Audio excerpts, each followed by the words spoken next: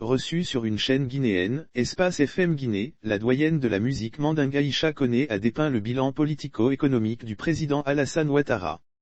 Son regard contrasté du développement économique de la Côte d'Ivoire a mis le député de Gébon Touré Alpha Yaya en colère, au point de s'attaquer à elle. Aïcha Koné n'a pas la même conception du développement que le pouvoir RHDP.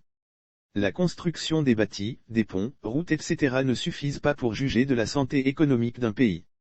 La diva l'a fait savoir sur Espace FM Guinée. Ça ne peut pas m'enchanter. Je suis à Abidjan, je connais des gens qui sont en prison. Pourquoi on ne les libère pas? A réagi à la question de réconciliation. Le regard d'Aïcha Koné sur la réconciliation et le bilan d'Alassane Ouattara quand est-il du développement? Sans embâche, voici ce que répond la diva. Abidjan a changé comment? Tu as vu quoi? On ne mange pas pont. Il y a des maisons qu'ils sont en train de casser et détruire. Les gens ne savent pas où habiter. Je veux fêter mes 45 ans de carrière, mais quand je vois une moitié de la population qui ne sait pas où loger. D'autres dorment dans les cimetières. En tant qu'artiste panafricaine, je ne suis pas à l'aise. Tel est le tableau du bilan fait par Aïcha Koné. Ce n'est pas Ouattara qui a fait venir Laurent Gbagbo en Côte d'Ivoire. S'agissant du retour du président Laurent Gbagbo, la cantatrice mandingue s'est voulue formelle. Ce n'est pas le président Alassane Ouattara qui a fait venir le président Laurent Gbagbo.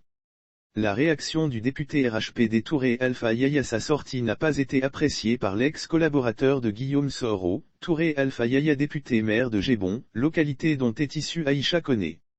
Pour lui, la réaction de la doyenne manque de sagesse. Quand on a dépassé l'âge de 65 ans, nous devons être animés par la sagesse.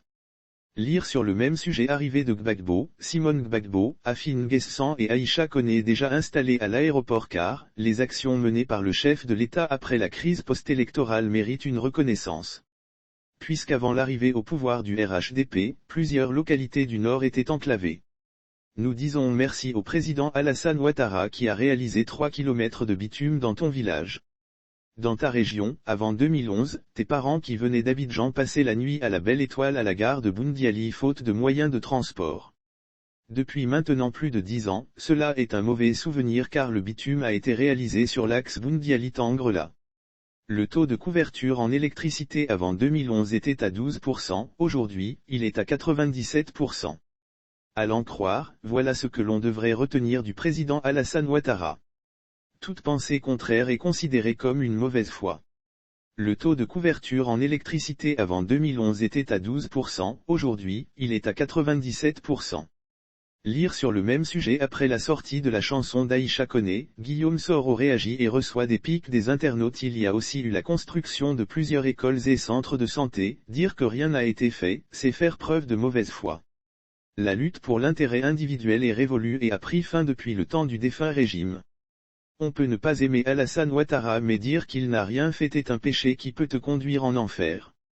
Je ne te le souhaite pas. Tu gagnerais donc à te ressaisir pendant qu'il est encore temps. S'est-il plaint?